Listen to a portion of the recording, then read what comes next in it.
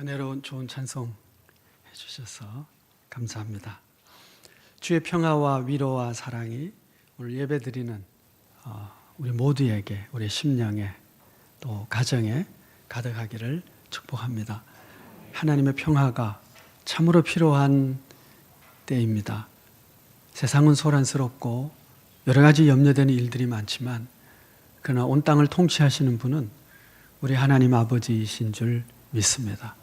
그래서 오늘도 하나님이 주시는 평화가 우리에게 필요하고 또 하나님 우리에게 그러한 은총을 베풀어 주실 줄 믿습니다. 오늘은 성령 강림 주일입니다. 예수님께서 승천하시기 전에 제자들에게 명령과 약속을 하시죠. 명령은 너희가 땅끝까지 이르러 모든 민족에게 복음을 전하고 제자를 삼으라라고 하는 명령이고, 약속은 몇 날이 못 돼서 그 일을 감당할 수 있는 그 능력을 하늘로부터 부음을 받을 텐데 바로 성령을 너희가 받게 될 것이다 라고 하는 약속이었습니다. 그 약속의 말씀에 따라 제자들이 오순절까지 다락방에서 기도하는 가운데에 오순절 날 성령이 그들에게 임하게 되죠. 그때부터 사도들이 이제 복음을 땅끝까지 전하기 위한 선교적인 사명을 감당하게 됩니다. 그래서 교회는 성령 받기 전에는 아무 일도 안 해야 옳습니다. 성령 받기 전에 할 수 있는 허락된 단 한 가지는 성령 받기 위해서 기도하는 일입니다. 그래서 성령 받기 전에 성령 받지 않고 하는 모든 일은 불법이다. 저는 그렇게 해석을 합니다. 참 중요한 것이 성령 받고 살아가는 공동체, 성령 받은 성도가 되는 것이죠. 교회가 그렇게 성령을 받고 복음을 전할 때 놀라운 일들이 생겨집니다. 많은 사람들이 회개하고 하나님의 은혜의 교회에 나오게 되죠. 폭발적인 성장이 예루살렘에 있게 됩니다. 그와 더불어 핍박도 있게 되죠. 어느 정도는 감당할 만한 핍박이 있어서 교회가 잘 견디고 또 성장하게 되었는데, 감당할 수 없는 큰 핍박이 일어나게 됩니다. 그래서 주께서 그들에게 말씀하신 대로 예루살렘과 그리고 온 유대로 흩어지게 되겠죠. 그래서 복음을 전하는 가운데 빌립이라고 하는 사람이 사마리아 성에 가서 복음을 전했고, 사람들이 그 말씀을 또 듣고 표적도 보고 그래서 따름으로 그 성에 큰 기쁨이 있었다라고 하는 것이 지난 주일까지 우리가 나눈 말씀입니다. 누가가 이 빌립이 사마리아에 가서 복음을 전하는 가운데 있었던 특별한 두 가지 사건을 오늘 본문에 기록하고 있습니다. 복음을 전했고 사람들이 받았고 세례받고 그리고 그 성에 큰 기쁨이 있었다. 거기까지 보도해도 됩니다. 그런데 특별한 사건 두 가지를 오늘 첨가해서 보여주고 있습니다. 하나는 마술사 시몬에 대한 얘기고요. 또 하나는 사도들이 내려가서 그들에게 안수할 때 성령을 비로소 받게 되었다라고 하는 이 두 사건입니다. 이 두 사건을 통해서 우리가 던져야 될 질문은 뭐냐 하면 이런 거예요. 이 질문을 꼭 기억하셔서 오늘 말씀을 들으셔야 되는데, 첫 번째는 당신은 구원받았습니까? 라고 하는 질문이고요. 두 번째는 당신은 성령 받았습니까? 라고 하는 질문입니다. 어쩌면 자주 듣게 되는 질문인지도 모르겠습니다. 이 두 가지 질문을 가지고 오늘 말씀들을 함께 생각해 보고자 합니다. 자, 사마리아 성에 시몬이라고 하는 마술사가 있었고 여러 가지 신기한 일들을 좀 벌였던 것 같습니다. 사람들이 그를 아주 크다고 말해주고 성경은 자칭 큰 자라고 이렇게 기록하고 있죠. 빌립이 가서 복음을 전하자 이 마술사 시몬도 같이 그 말씀을 듣고 세례도 받고, 그리고 오늘 본문 말씀을 보시면은 전심으로 따랐다. 13절 말씀이죠. 시몬도 믿고 세례를 받은 후에 전심으로 빌립을 따라다니며 그 나타난 표적과 큰 능력을 보고 놀라니라. 시몬이요 믿었어요. 세례도 받았어요. 그리고 전심으로 빌립을 따라다녔습니다. 자, 그런 가운데 예루살렘에서 사마리아가 하나님의 말씀을 받았다는 소식을 듣고 사도 2명을 파송을 합니다. 베드로와 요한이 가게 되죠. 가서 그들의 모습을 보고 그들을 위해서 기도했을 때 성령이 그들에게 임하게 됩니다. 그 전까지는 성령을 받지 못했다는 거죠. 세례받았는데. 자, 이것도 나중에 다시 한번 생각을 해봐야 됩니다. 어쨌든 그 성령 내리는 것을 보고 이 시몬이 나도 이런 능력이 있었으면 참 좋겠다 생각을 한 것 같아요. 그래서 그 능력을 자기도 받고 싶어서 나도 좀 내가 기도하면 그 사람에게 성령이 임하는 그런 능력을 주십시오. 그리고 돈을 내놓는 거예요. 돈으로 살려고 한 거죠. 그러면 성령의 은사는 하나님의 선물이기 때문에 인간의 어떤 행위로 구할 수 없고 받을 수도 없는 겁니다. 그냥 하나님의 은혜로 주시는 선물이죠. 그런데 그걸 돈을 주고 그 능력을 살려고 했기 때문에 베드로로부터 아주 꾸지람을 듣고 아주 저주의 선포를 받게 됩니다.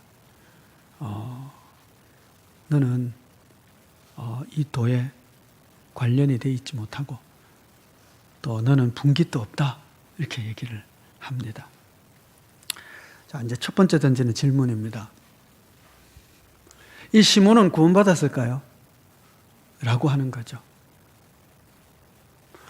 여러분, 이 마술사 시몬이요 빌립이 전하는 하나님의 말씀을 들었습니다. 그리고 성경에 보면은 그가 믿고 세례를 받고 그리고 전심으로 따랐습니다. 믿고 세례받고 순종하고 그럼 구원받은 표시 아닙니까? 근데 정말 구원받았을까요? 이 시몬의 믿음은 진짜 믿음일까요? 이 세례는 참된 세례일까요? 그가 전심으로 따른 것은 정말 하나님께서 받으실 만한 순종이었을까요? 우리가 어떤 사람에 대한 믿음을 이야기할 때에 그 사람이 구원받은 하나님의 백성이라고 인정할 수 있을까를 따질 때 그가 믿었느냐, 그가 세례받았느냐, 그리고 전심으로 따르는 순종이 그에게 있는가? 여러분, 우리 가운데에 우리가 예수를 믿습니다. 그리고 세례받아서 김해교회 세례교인이라고 등록되어 있고 이름이 있어요. 뿐만 아니라 교회가 하는 여러 가지 이 사역에 전심으로 동참하고 헌신하고 따르는 거예요. 순종이 있어요. 그만하면 믿음 있고 그만하면 구원받은 거 아닙니까? 그러면 이 시몬은 구원받은 거잖아요. 겉에서 볼 때는. 그런데 아니거든요. 왜냐하면 베드로가 이렇게 얘기하거든요. 21절 말씀에 하나님 앞에서 내 마음이 바르지 못하니 이 도에는 내가 관계도 없고 이 도에 관계가 없다. 너와 이 믿음의 세계는 아니야. 너는 이 믿음의 길에 걷는 것이 아니야 라고 관계의 단절을 이야기합니다. 또한 분깃이 될 것도 없느니라. 하나님 나라의 상속이 너는 없어. 하나님 나라에 너의 자리가 없어 라고 말한 거거든요. 그러면 어쩌면 우리 가운데 김해교에서 세례도 받고 믿음 생활도 하고 헌금도 하고 11조도 하고 어떤 때는 교사도 하고 교회에서 어떤 부탁하고 이런 거 좀 해주세요. 잘 순종도 하고 하는 그 사람들 중에 이 마술사 시몬 같은 사람도 있을 수 있지 않을까요? 뭐 있든지 없든지 모르겠지만 적어도 나는 아니어야 되지 않을까요? 다른 사람도 아니어야 하지만 적어도 나는 아니어야지. 그래서 던지는 거예요. 나는 구원받았을까? 아니, 난 세례받고 내가 김해교회 등록한 지가 벌써 30년, 50년인데 내 이름이 김해교회에 등재된 지가 언제인데 내가 김해교회 등록교인을 하면 랭킹 몇인데 지금. 그럴 수 있잖아요.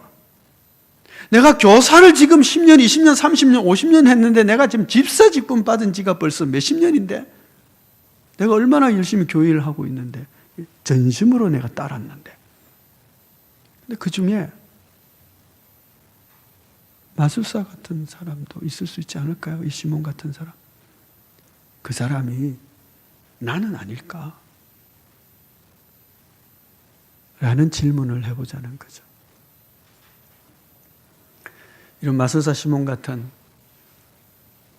믿는다고 했지만 실제 하나님이 인정할 수 있는 믿음이 아니고 세례는 받았지만 겉으로 세례는 받았지만 하나님이 인정하는 세례는 아니고 믿고 세례 받았으면 구원받아야죠. 당연히.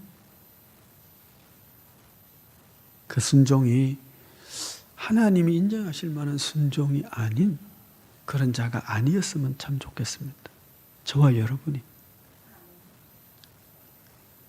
어떻게 확인할 수 있죠? 어떻게 확신할 수 있을까요?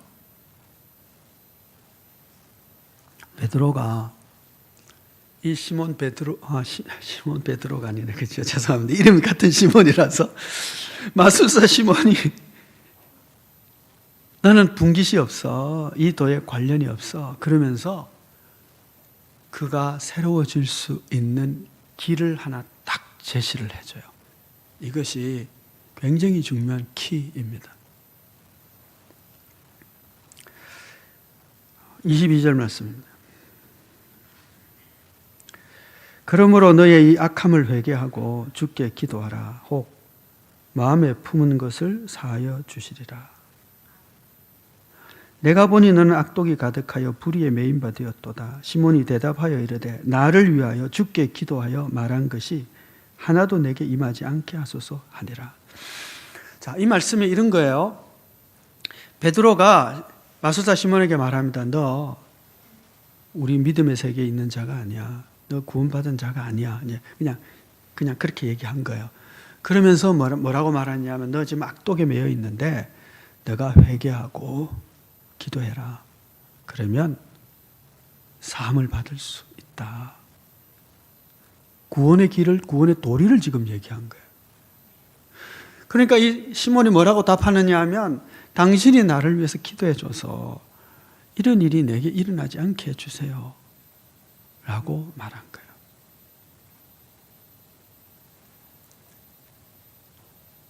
이해가 되십니까? 자, 우기직 목사님이 있는데 우기직 목사님이 어떤 실수를 했어요. 제게 예를 들어서 어떤 실수를 했어요. 그래서 목사님 이러면 안 되죠. 그렇게 하지 마세요. 그러면 이제 어떻게 하면 돼요?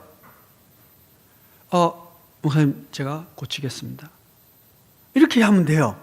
제가 고치겠습니다. 이러면 돼요. 그런데 제가 고치겠습니다라고 말하지 않고 당신이 나를 좀 고쳐주세요. 라고 말한 거예요. 너 회개해라. 그리고 하나님께 용서를 빌어라. 그러면 너 용서받을 거야. 그럼 어떻게 해야 되냐면 이 시몬이요. 하나님께 회개하면 돼요. 근데 본인이 회개할 생각은 안 하고 베드로에게 그 저주가 내게 임하지 않도록 날 위해서 기도해 주세요라고 말한 거예요. 내 잘못을 내 아내가 회개한다고 내가 해결될 수 있는 것이 아니에요. 내가 잘못한 것을 내 할아버지가 용서를 빈다고 해서 내 문제가 해결되는 게 아니라고요. 내 문제는, 내 죄는 내가 회개해야 되는 거예요. 구원의 길은 회개의 문을 통과해야만 들어갈 수 있는 하나님의 나라입니다. 다른 사람이 대신해 줄 수 있는 것이 아니라고요. 이 시몬은 그 회개의 길을, 용서의 길을, 생명의 길을 제시받았는데 그 문이 회개의 문이기 때문에 너 회개해라 라고 했는데 당신이 날 위해서 이 저주가 임하지 않도록 기도해 주세요 라고 한 거예요. 그것은 베드로가 대신할 수 있는 일이 아니었던 거죠. 세례받고 믿고 순종하고 열심히 신앙생활하고 그 모든 것의 바탕에는 내가 구원받은 하나님의 자녀라고 하는 그 신분이 있어야 하는 것이고, 그것은 회개할 때만이 주 예수의 이름으로 우리에게 주어지는 은총입니다. 여러분, 회개가 뭘까요? 회개는 방향을 전환하는 겁니다. 죄는 뭘까요? 죄는 하나님 없이 내 마음대로 살려고 하는 것이 죄입니다. 즉 다르게 말씀드린다면 하나님이 내 삶의 왕이 아니지라 내가 왕이 되었을 때 그걸 죄인이라고 하는 거예요. 그걸 죄라고 합니다. 하나님 없이 살려고 하는 것. 선악을 알게 하는 나무 실과를 따먹는 것. 그래서 하나님처럼 되겠다는 거예요. 하나님 없이 살겠다는 거예요. 그러니 방향을 전환해서 전에는 내 욕심으로, 내 뜻으로, 내 생각대로 살아가던 이 삶이 이제는 아니구나. 하나님이 나의 왕입니다. 하나님의 말씀이 나의 기준입니다. 하나님이 기뻐하시는 대로 살겠습니다. 라고 삶의 방향을, 살아가는 방식을 확 바꾸는 거예요. 이걸 회개라고 하는 것입니다. 누가 되게 미워요.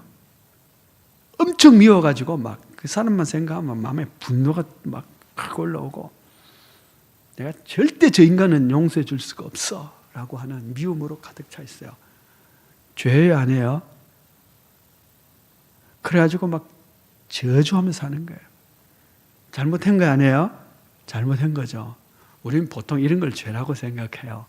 그런데 근본적으로 죄는 그것이 아니라 하나님을 왕으로 섬기지 않는 거예요.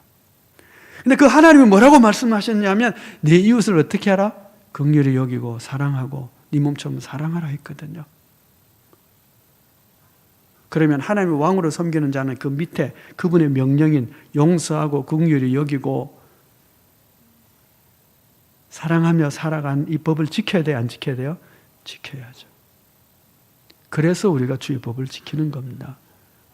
방향을 틀었기 때문에 내 왕의 법을 내가 순종하는 겁니다. 내 왕의 법을 순종하지 않으면 내가 지금 죄를 짓는 것이죠. 방향을 틀어난 거예요. 그런데 여러분, 우리가 살다 보면 하나님의 왕으로 섬기는데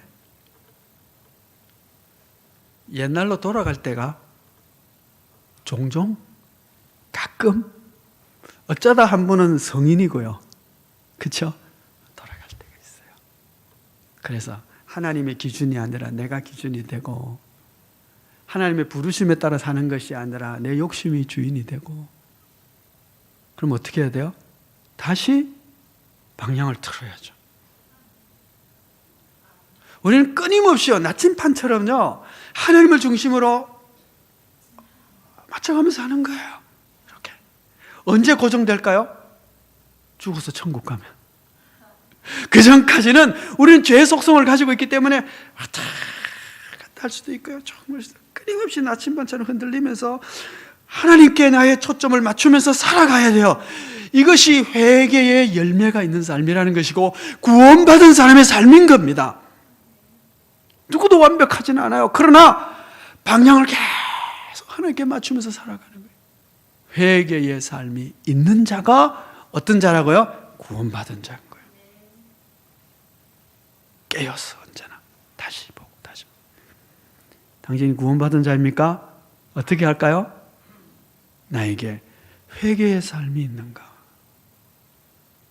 끊임없이 하나님을 향하여 방향 전환을 하는 내 삶의 결단과 결심과 기도가 있는가? 그것이 천국문에 들어간 사람의 모습이죠. 겉으로 드러난 것이 아니고요. 그래서 우리는 이 사건을 통해서 우리의 구원이라고 하는 것이 회개의 문을 넘어야만 주어지는 은총이구나 하는 것을 배우게 되는 것입니다. 두 번째 이상한 사건이 하나 나오죠. 이게 왜 이상한 사건이냐 하면 베드로가 복음을 선포할 때에 사도행전 2장 38절의 말씀인데 베드로가 이르되 너희가 회개하여 각각 예수 그리스도의 이름으로 세례를 받고 제사함을 받으라. 그리하면 성령을 선물로 받으리니. 그럽니다. 베드로가 구원의 도를 이야기하면서 예수 그리스도의 이름으로 세례를 받고 제사함을 받으라. 그리하면 성령을 선물로 받는다 그래요. 세례 받고 성령 받는 것이 함께 있어요. 세례 받으면 성령 받을 것이라고 말씀하고 있었다고요. 바울이 에베소에서 복음을 전할 때 이렇게 얘기하죠. 어떤 사람들을 만나서 당신들이 믿을 때 성령을 받았습니까? 라고 물어요. 당신이 믿을 때 뭘 받았냐고? 성령을 받았냐고. 이들이 우리는 성령에 대해서 들어본 적이 없고 모르겠습니다 하니까 예수의 도를 말씀하고, 그럼 너희가 무슨 세례 받았냐? 요한의 세례를 받았습니다. 그렇다. 그러면 주 예수의 이름으로 세례를 받아야 했어. 세례를 받고 안수할 때 성령이 임하게 됩니다. 너희가 믿을 때 성령을 받았느냐? 믿고 성령 받는 것은 필수 요건으로 같이 가는 거죠. 근데 이 사마리아에서는 독특한 사건이 하나 생기는 거예요. 믿었어요. 세례를 받았어요. 성령은 안 받은 거예요. 한참 있다가 사도들이 와서 안수할 때에 성령이 임하죠. 아니, 요 다음 장면에는요, 이방인인 백부장 고넬료가 예수 믿게 되는 사건이 나옵니다. 베드로가 가서 그들에게 복음을 전할 때, 말씀을 전할 때 성령이 임해요. 아직 세례도 받기 전이에요. 근데 성령이 임한다고요. 그러니까 베드로가 뭐라고 말하느냐면, 우리와 같이 성령을 받았으니 우리가 세례 주는 것도 마땅하다. 그래서 세례를 받게 돼요. 그러니까 고넬료 사건에서는요, 성령이 먼저 임하고 세례가.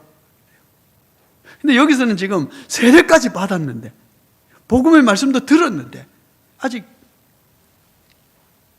성령이 임하지 않은 거예요. 또 왜 이렇게 됐죠? 뭐 그건 하나님의 마음이지 뭐, 그렇죠? 근데 왜 이렇게 했을까요? 라는 우리의 질문을 하는 겁니다. 주석학자들이 이 부분에서 이렇게 해석을 합니다. 이렇게 서로 왜 인터벌이 있지? 믿으면 세례받고 세례받으면 성령 받고 이게 같이 돼야 되는 거 아닐까? 이런 것에 대해서 주석학자들이 이렇게 해석을 합니다. 예루살렘 교회가 있어요. 그건 유대인들입니다. 유대 지역에 복음을 전했어요. 유대인들입니다. 근데 드디어 벽을 넘어서 사마리아로 간 거예요. 근데 그들이 세례를 받았습니다. 그래서 사도들이 파송이 돼요. 지난주에 말씀을 드렸는데 사도들이 파송했을 때 약간의 의심이 있나? 사마리아가 말씀을 받았어 라고 하는 뉘앙스가 여기 있다고 말씀을 드렸어요. 그러니까 가서 확인해 보자 라고 하는 것이죠. 가서 확인하고 말씀을 듣긴 들었고 믿네. 그리고는 그들에게 기도했을 때 성령이 임한 거예요. 그러므로 말미암아 그들과 예루살렘 교회가 사마리아인과 유대인들이 한 성령 안에서 하나가 되는 역사가 있어요. 민족과 지역을 떠나서 교회 공동체가 이루어진다는 것은 성령의 임재로 말미암아 이루어지는 것이다 라고 하는 것을 증명하기, 가르쳐주고 말씀하기 위한 것이다 라고 말씀하고 있습니다. 이제는 드디어 예루살렘 교회가 뭘 결정해야 되느냐 하면, 이제는 민족적 구분이 없어졌구나. 그렇게 되면 그 다음에 로마인이 말씀을 받을 때 성령이 임함으로 그러면 우리 같은 형제구나. 그래서 세례를 주는 것입니다.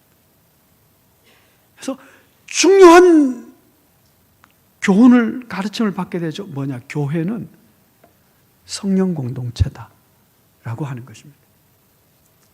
사마리아 교회가 말씀을 받았지만 그들이 한 공동체로 인정받아지기 위해서는 성령이 그들에게 임했어요. 그것이 표징이 된 것이죠.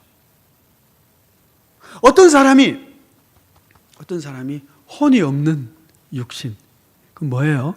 죽은 자죠. 그리스도의 영이 없는 공동체, 살아있는 공동체가 아니라 죽은 공동체죠. 그리스도의 몸인 교회는 마땅히 그래서 하나님의 영이 임재해 있어야만 교회라고 할 수 있는 것입니다. 살아있는 교회죠.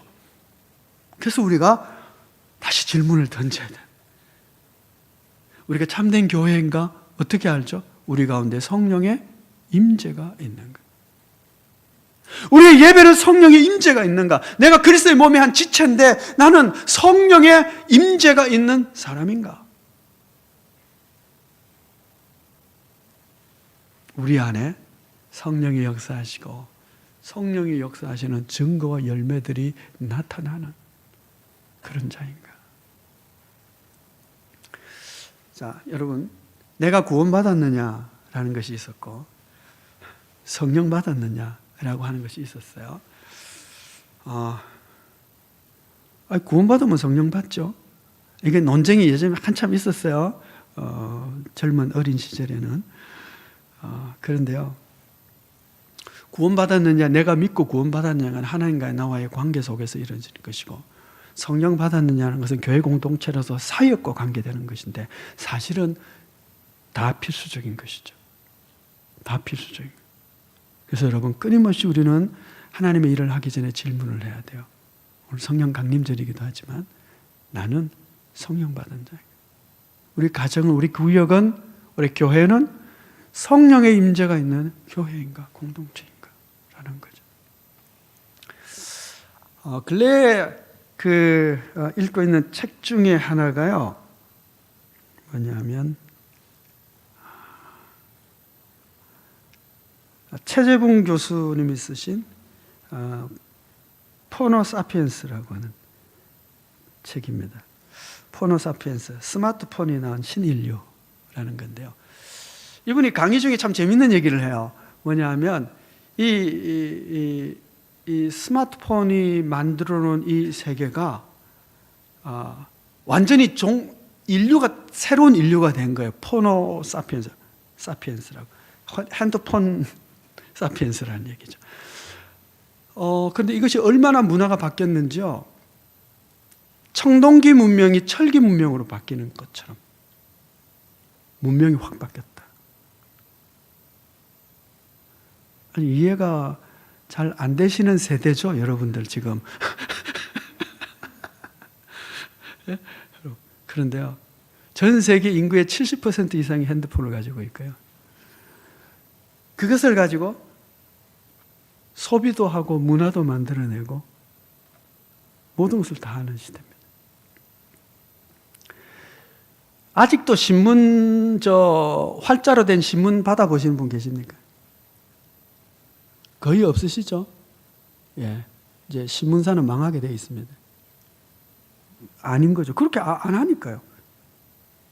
이 새로운 시대로. 그래서 고민이 돼요, 사실은. 핸드폰 시대에 복음을 어떻게 전해야 되지? 어쩌면요, 아마 온라인 교회도 곧 생길지도 모르고요. 온라인 성도 시대가 됐을지도 모르겠어요. 부모님들은, 선생님들은 이 포노 사피엔스 책 꼭 읽어보십시오. 지금 이 세대가 어떻게 소비하고 있고 어떻게 살아가고 어떻게 살아갈지를 정말 굉장히 좋은 책이에요. 부모님들 뭘 자녀에게 교육을 시켜야 될지도요, 방향성을 볼 수가 있습니다. 저의 고민은 그거죠. 이런 시대에 어떻게 교회가 존재해야 되고 복음을 전해야 될까? 이번 끝에 하는 얘기는 그거예요. 결국은 사람이에요. 스마트폰을 들고 있는 사람이죠. 사람이 참 중요해요.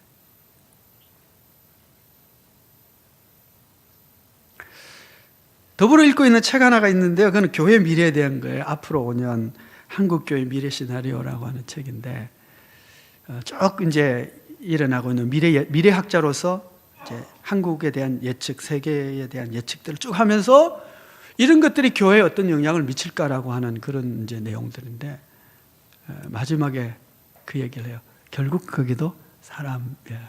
어떤 사람이냐는 거죠.